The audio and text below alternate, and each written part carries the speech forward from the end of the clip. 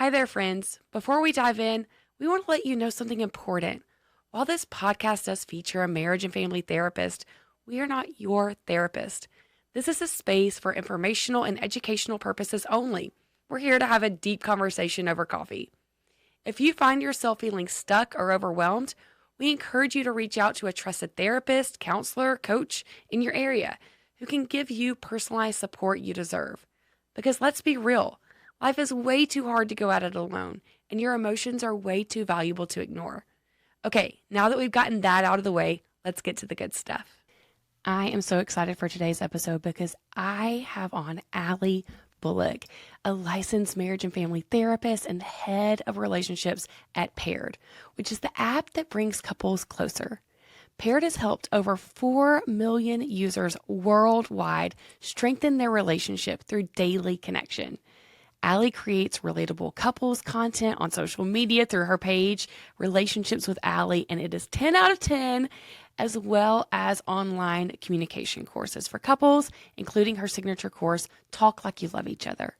Most importantly, Aly is married to her husband of 10 years, who is her number one supporter, Sean, and she is a mom to 3 beautiful kids. And today we are going to be talking about sex after parenthood. This is something that affected me so deeply that I wish I could go back in time to my early days of being a mom and have this conversation with someone and have Wes as a part of this conversation because it was such a painful season. I am so excited to dive in and share this episode with you. So without further ado, meet Aly. 45% of parents report a significant decrease in intimacy after becoming parents, and that's especially in the infant stage, so 0 to 12 months. And that makes a lot of sense because, your body is recovering. So most doctors I know recommend waiting at least 6 weeks anyways, but most women I've talked to say it takes a bit longer than that for their body to feel ready again for intimacy. But then you add on top of that the hormonal changes, the sleep situation, the anxiety. A lot of people are experiencing increased anxiety, and it just makes for a challenging sexual situation afterwards. Hi, Aly. Thank you so much for being here today, for coming on and talking with our community about what you do, about Paired, and having this vulnerable conversation about sex after parenting. Of course, Tera, thank you so much for inviting me on. I love connection codes so much, and so I'm honored to be on the podcast. Yes, thank you, thank you.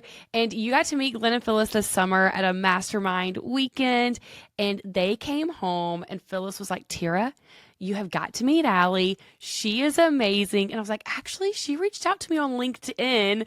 Like, Zach knows her. They're like all of our worlds was just waiting for us to connect. So I am so excited to finally be connected to you.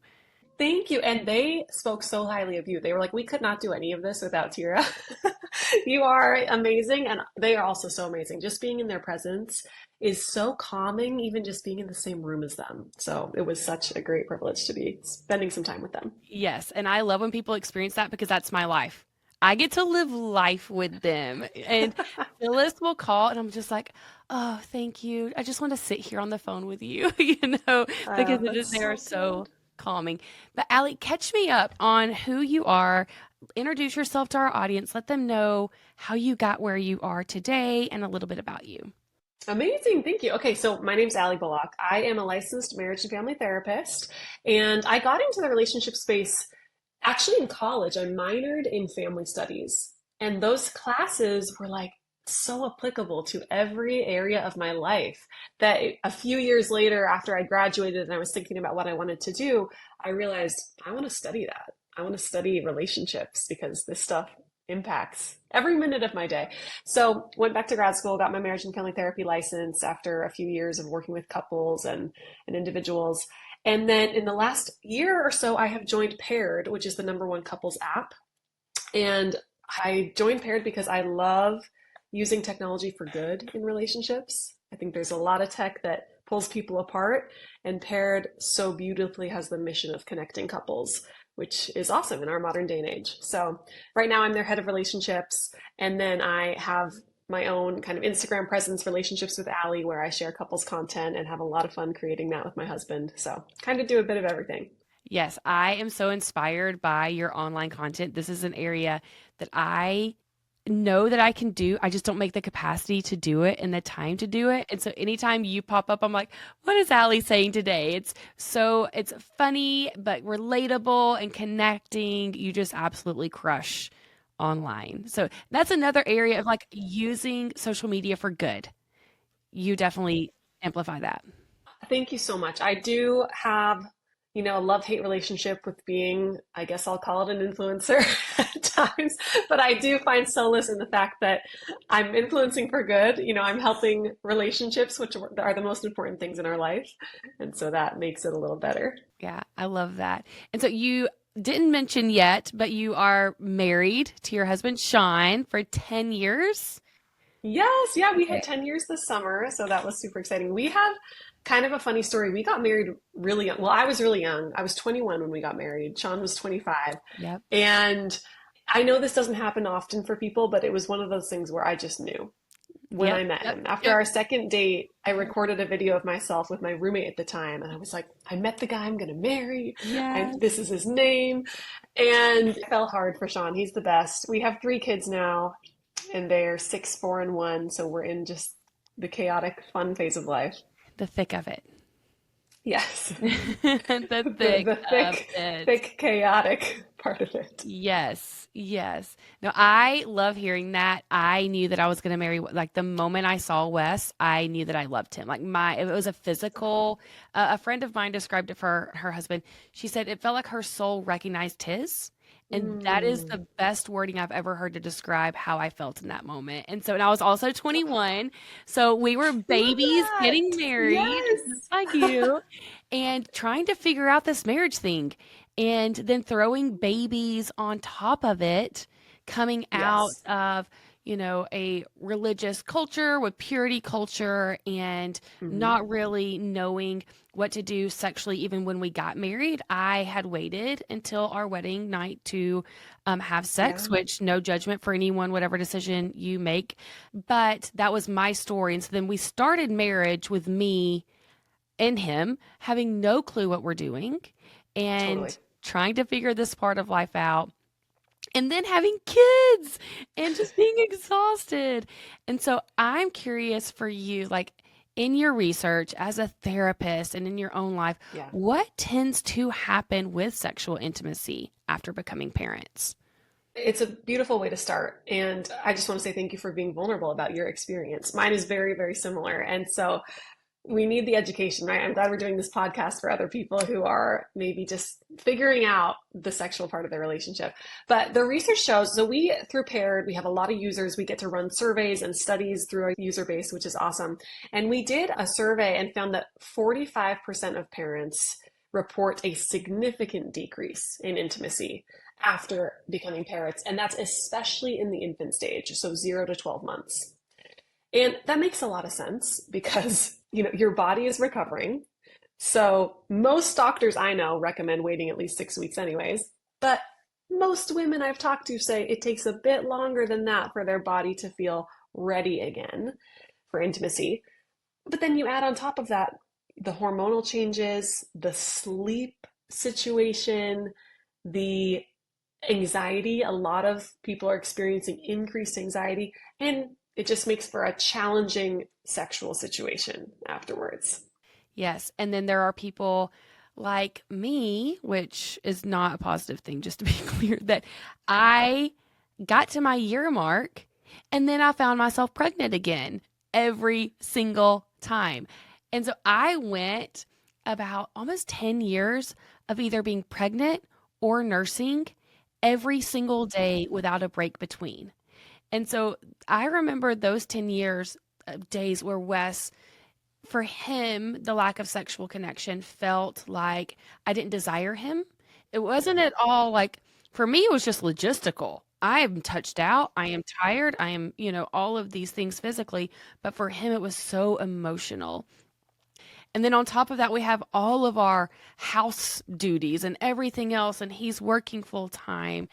And so I'm curious for even that aspect of it, how much of the load affects connection for parents? Like, I'm sitting here washing dishes, cooking dinner, and nursing a baby at one time. And then he walks in the door after work.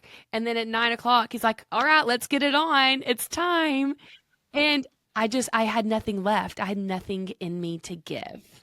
And you're absolutely not alone in that at all. You mentioned the mismatched desire. And in that same survey we ran, we found that 59% of couples cite mismatched desire after having kids. And so that's a huge portion of couples. A big part of it, though, is what you're talking about. It's the mental load after becoming a parent becomes so heavy. And I know that this is stereotypical, but often for the woman, if she is at home with the baby, nursing, etc., there's so much that goes into that mentally that, like you're saying, yeah, when her partner gets home and reaches out for a touch, it's like, whoa, I have 50 million things on my mind. I'm not ready. But what I've found working with couples is that many times people think there's a mismatched desire when in reality there's just a different desire type. So spontaneous versus responsive. I'm sure you've done some podcasts or things about this, but spontaneous desire is when someone feels ready for sex. They're raring to go. They feel like I could look at you and want to have sex with you. And then responsive desire is much more, I need to get warmed up. I need to physically relax in order to be able to feel that desire. And if a partner is struggling with the mental load, there's no space in their brain to relax, to be turned on, you know? So mental load is a huge, huge factor. Yeah. I love that part of the conversation. We had Vanessa Marin. She's Vanessa Enzender. Yeah, she was on our podcast a couple of months ago, and she was talking about responsive and spontaneous desire. And I had honestly never even heard of that before, which feels like I should have known. And we are very, in that aspect, we respond very differently. And I can just remember sitting in that season with Wes and him feeling just honestly hopeless for our sex life. And I remember just looking at him and being like, Bud, it's going to get better. I need you to believe that this isn't forever, that this is a season that we are in. And I can understand from his perspective when it's been that way for years at this point, why it feels like it's forever. But I think that also there was this expectation to go back to intimacy before the kids. And so, why is it important to reframe what intimacy is going to look like after kids? Before I answer that question, there was one more thing on the mental load that, as you were talking, came to my mind, and it was an experience Sean and I had recently. We have a lot going on. We have 3 kids. We're about to move, and we were trying to make time for intimacy, which is important in our relationship. And so we sometimes we schedule it, whatever. We try and make time for it, but we're starting to cuddle. And I'm thinking about like the doctor's appointment that's next week. He's thinking about unenrolling our daughter from school because she's going to a new school. We literally stopped and we're like, okay, we need to pull out our phone, pull out a note, and write down every single thing that's on our mind right now. And so we did that. We literally paused half naked on the bed. We're like, okay, let's write down XYZ. Took 5 minutes. And just doing that, we were able to set aside some of those worries. And also, a trick for couples listening is make it a shared note so that you both are aware of what's on the other person's mind, the invisible load that they're carrying. And then you just check those things off later. But once you have it out of your brain, it's so much easier to then relax, get back into the moment, knowing you won't forget that stuff. I love that tip. It makes me think about the core emotion wheel, and that's what the core emotion wheel does for our emotions. And so even just the process of getting that out of our bodies, feeling seen by our partner, and feeling connected, that changed things sexually for us for sure. But I'd never thought about that invisible labor shared note idea. In fact, Wes and I had a small conflict earlier in the week. And he was like, Tera, this is invisible labor that I do. And I was like, whoo, okay, he's using this word with me. Like, here we go. I wanted to call Zach and be like, the men are picking up our language. It's working. Good job. And so, yeah, but it would be so helpful. Even right now, he's making these phone calls, things that are family tasks. that I didn't know even needed to be done. And so if we had that shared note where I can even share his mental load with him just to know what he's experiencing helps us to not feel lonely. I love this. Yes. And the key is what you said. It's just to become aware, right? It's not that you then need to go do those things for them, but it's so that you understand where they're coming from and you can show appreciation. And then you also aren't offended if they're not in the mood for sex. You can be like, oh, you know what? You have a lot on your mind. How could we reduce some of this so that we can be close right now? Love that idea. Excellent tip that no one has ever said. So 10 out of 10. Good. And so with that, how then do we get back to intimacy? How can we go from intimacy after kids to what's the new normal supposed to look like? Yeah. We really have to let go of the expectations of pre-kid sex. I mean, just think first about your body. Like, if you've had a baby, your body is different. And to try and get back to pre-baby weight or pre-baby body is just going to fuel doubt, insecurity, XYZ. And often your partner has also changed physically, right? And so really embracing the new normal is helpful for feeling liberated in your sex life. And so I recommend to couples go buy new lingerie, that fits your new body and it feels beautiful and reflects who you are now as like a full grown adult with a human child rather than who you were before. It's okay to miss those times and think about them fondly, but trying to recreate them can fuel some sadness. The other piece too is whatever, sex looked like before kids, just be open to having it look different as far as frequency, as far as initiation. Maybe you used to be really spontaneous, and maybe now you have a schedule because your kid takes a nap 3 times a day or whatever. Just really keep an open mind and think this doesn't mean this is a bad change. It's just a change. And like you said before, this is for now in this phase. It doesn't have to be this way forever. And so I know for in my life, like when I'm pregnant, my husband and I do not get along. I hate being pregnant so much. And it feels like a time warp. It feels like I've always been pregnant and I always will be pregnant. You're in that, like, And this is my forever. yes, and I know it can feel that way in different kid stages too. So just really reminding yourself, I feel this way for now, not forever. Yes, yes. I love that. And it really is this like negative stereotype, the idea of scheduling sex. But I will say, and we preach this a lot at the Connection Codes about our sex date and like having that as a set night every week, it changes everything.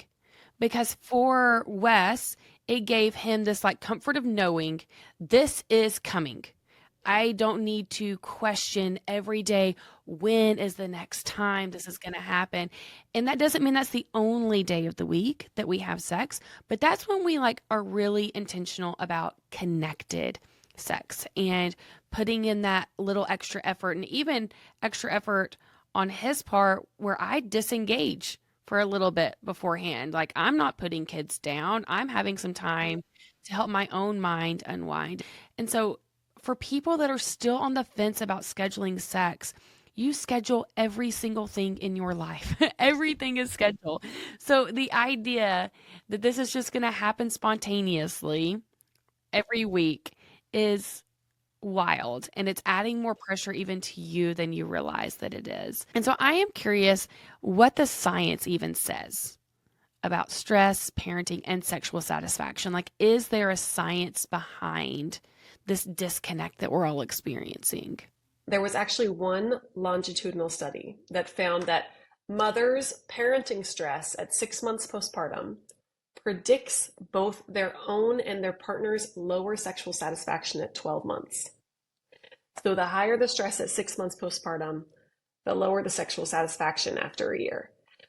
Which really brings us back to, I think, that mental load piece and making sure you're a team after you have kids.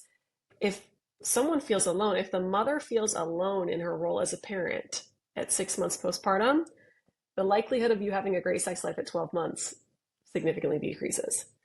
And so it's so, so important to have a lot of conversations often about being a team, about the mental load, about physical changes. And then, like you're saying with scheduling sex, even in that difficult first year, we call it scheduling sex, but it doesn't have to be penetrative sex. You could change the name of this time to scheduling intimacy. And even starting at 6 weeks postpartum, I really, really recommend that couples have at least 30 minutes a week of this time where you don't necessarily have to be having sex, but you're physically connecting, you're cuddling, you're touching, maybe you're kissing, whatever it is to keep that connection. Because if you don't do that, by the time you're at a year postpartum, you will feel like you're worlds apart and it will be so much harder to reconnect. Yes. Yes. I think that's such a great piece of advice to give. And I love that you are even differentiating. It doesn't have to be like intercourse, but having scheduled intimate time to connect with each other does change everything. Absolutely. But yeah, because not every woman is ready at 6 weeks.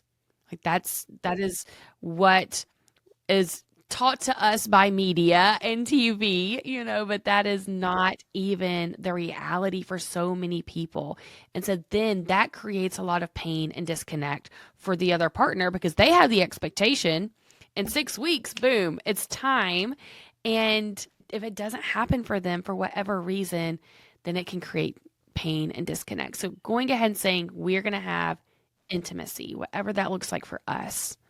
For sure. And I think people are hesitant to schedule. When we call it scheduling sex, a lot of people feel pressure. Like, then does it feel obligatory? And obligatory sex is never a good idea, right?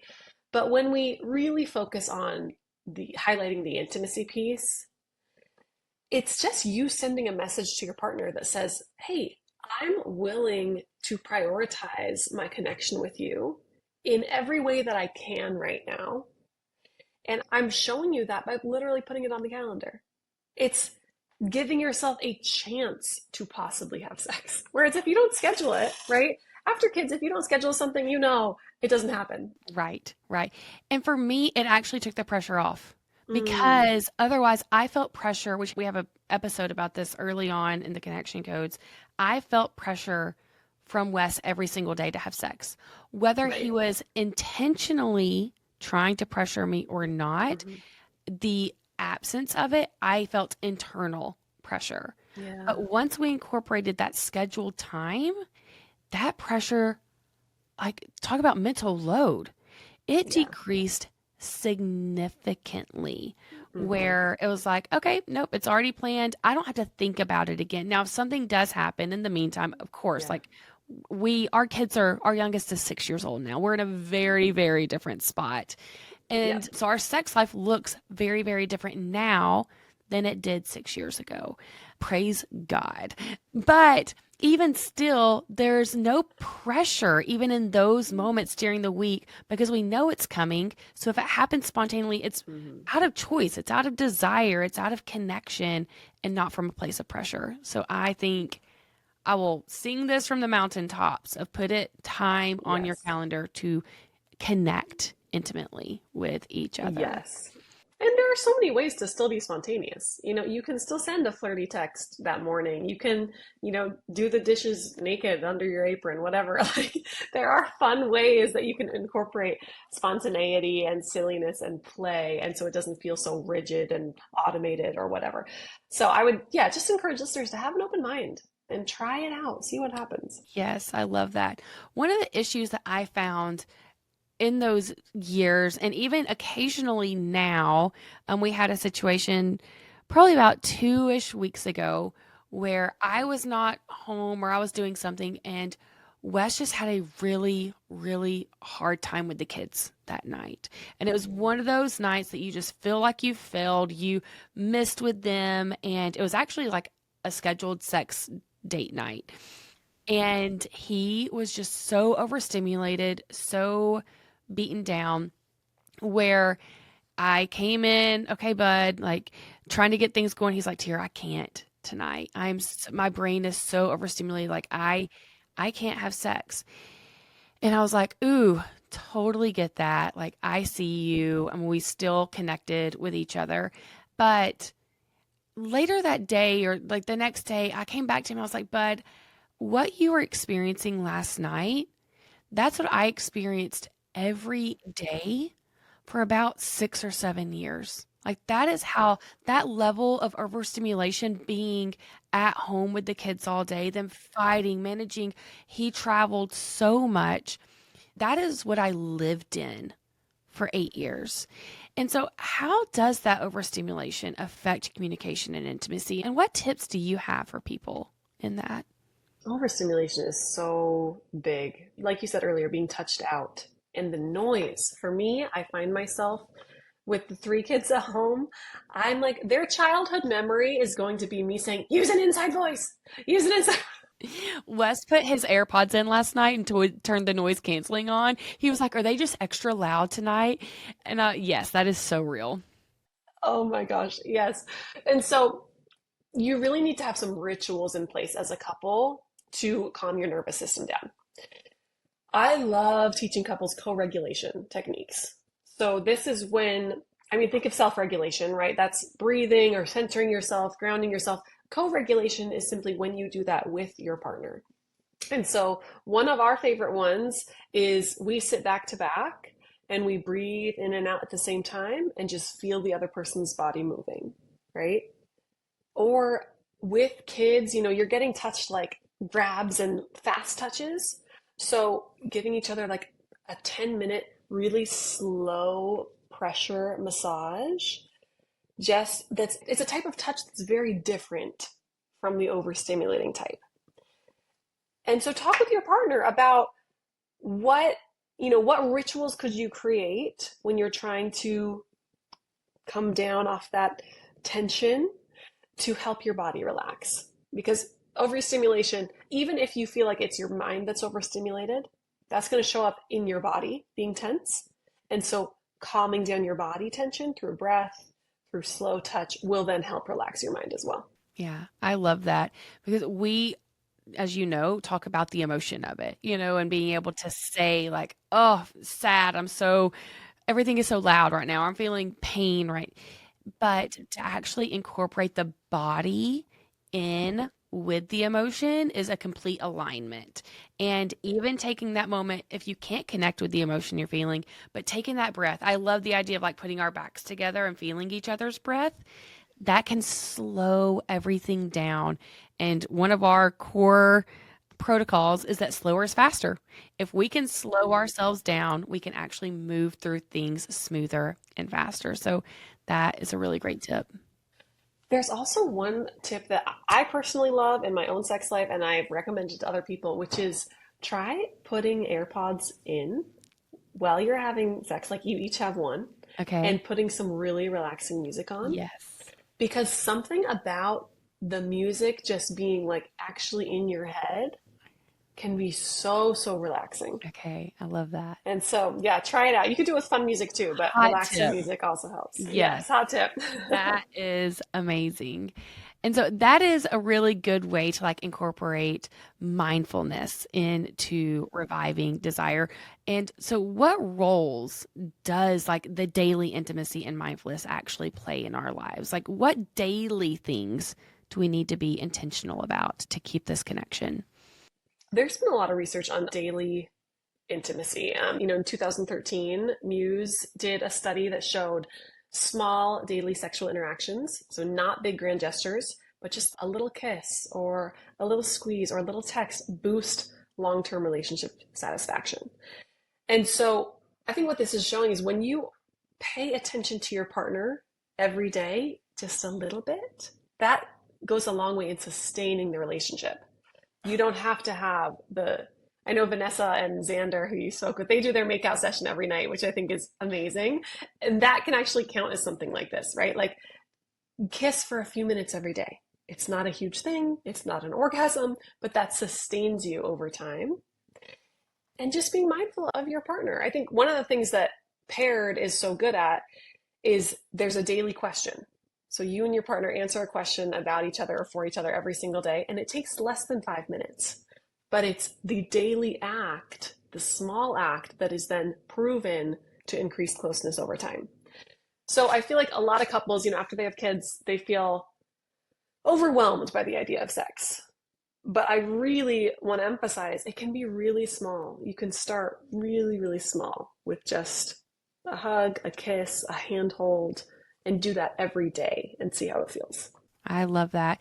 And I also want to add in here too the importance of identity and what we say about our sex life, what we say about ourselves, what we say about our spouse. I've shared on the podcast that this is so embarrassing. And I actually went back this week and was like watching Wes and I had a podcast before the connection codes started. And I referred to myself as a sleepy panda. Like that's what I was a sleepy panda. And so on our podcast, we were talking about sex. It was an episode we were having about sex. And I was like, I know, I'm just a sleepy panda. But how much that wording of like telling myself who I was truly became who I embodied. I became that. So the idea of sex was just exhausting to me. I'm tired even thinking about it. And so when we're thinking about our daily acts, even though how we're speaking to our spouse, how we're speaking to ourselves in regards to who we are sexually with each other makes a massive impact. It's huge. And what you said just reminded me of another tip I give to couples, which is to separate, your parent identity from your partner identity every now and then. Because if you're with the kids all day, it can be hard to transition to like, I'm sexy, I'm a lover, I'm fun and creative. And so if you're comfortable with it, almost have like an alter ego that's still you. But like, for example, Sean and I use WhatsApp for, intimate messages. And so if I ever get a notification from WhatsApp from Sean, I'm like, okay, I know like where this is headed. I know that he's initiating. And that helps me make a mindset shift, which can be really important for parents to get, set down the parenting role and pick up the partner role, have a little fun. Like you said, embody that identity of, I can be sexual, and this is okay and this is fun. Yeah, I love that. That's a great idea. I think that all of these tips are so helpful. And truly, I wish that 6 years ago I could have heard this conversation. I wish that I could have had another woman speaking into my life and saying, you are in a season and there are some tips that can help you through this. And that sex is important. Intimacy with your spouse is important, but it doesn't have to look like the idea of what you have intimacy to be. The pre-kid intimacy, you are allowed to shift, especially in this season. And so I also do want to give hope to people that it does get so much better. Oh my gosh, the more connected that Wes and I have become and in sharing the mental load as well as changing our identities around sex. And most importantly, our kids getting older and sleeping through the night the majority of the time and being able to get up on Saturday mornings and make their own cereal or eggs changes everything. So I know that our sex life has seasons. And I actually think it's really beautiful because that's what keeps it spicy and unique. We're having sex with the same person, but in different phases of who that person is. And so it's always evolving, always changing, and keeping it unique with each other. I think that's by design that our sex life isn't a flat line where it's like always, always great or always hard, but it does go up and down with the seasons of life till we can always come back to him, just Wes, just Sean, like, and it doesn't get old or tired. And so we love to do the core emotion wheel with each guest. And for us, being able to share our emotions has helped us connect. Oh my gosh, it's changed everything. And so, Aly, would you be willing to do the core emotion wheel with me? Yes, I would love Okay. to. Do you want to do one around sex or do you want to do one just around like where we're at in this moment? Because I am good with either. Let's do one around sex. That's the Okay. topic, right? Let's Okay. try Yep. it. Okay. I can go first as an example. I never mind going first. Who, for me, I feel anger. I feel so much anger at the miseducation that I received about sex. And also, even just the idea that, for me at least, that it was okay to be a sleepy panda, that this wasn't necessary, or that I'm not supposed to be into it as much as he is. It's his thing, it's not mine. And so that idea really messed with my identity for so long. I have a lot of anger about that. I have shame. I especially have shame, like looking back to that season. Not that I would change anything physically with myself because I know how hard that was, but that I didn't take time to see him and what he was experiencing. I didn't hold as much space for him in that season. I feel guilt. Ooh, I feel guilt because I've talked about it different episodes about, I'm still not great with like sexy talk and that I'm just, you talk about having like a different persona. I can never be an actress. And I have guilt about that. And it's something I really want to shift and change. I have fear. I do have fear that because sex is so important to our relationship, that we're going to enter another season. Things are so good right now that life is going to hit and we're going to shift back into a hard season of sex. I have fear about that. I have loneliness because, oh, it's just me. I'm the one. I'm Wes's person, and it is up to me to make sure that our sex life, he tells me that like sex is on my terms all the time because consent is so important. And like I have to consent, and he's always ready. And except for that one time that I just shared. And so it's lonely. It's like, okay, it's just me. It's up to me to get it done. Sad. I do feel sad. Oh, girl, looking back to being 21 and 23 and those like hot years of life that I was so confused in my body and not walking into a room owning it, I feel so sad about that. I feel hurt that those years of being eyeballs deep in motherhood with young kids, that he didn't see what my experience was, that he didn't understand my overstimulation. And I feel hurt that I was unseen in that. And joy, 1,000 feet of joy for where we are today, for what tips like what you have shared have given us, scheduling sex, for what the connection codes has given us to improve our sex life, not just for him, but for me too. So just flooded with joy about that.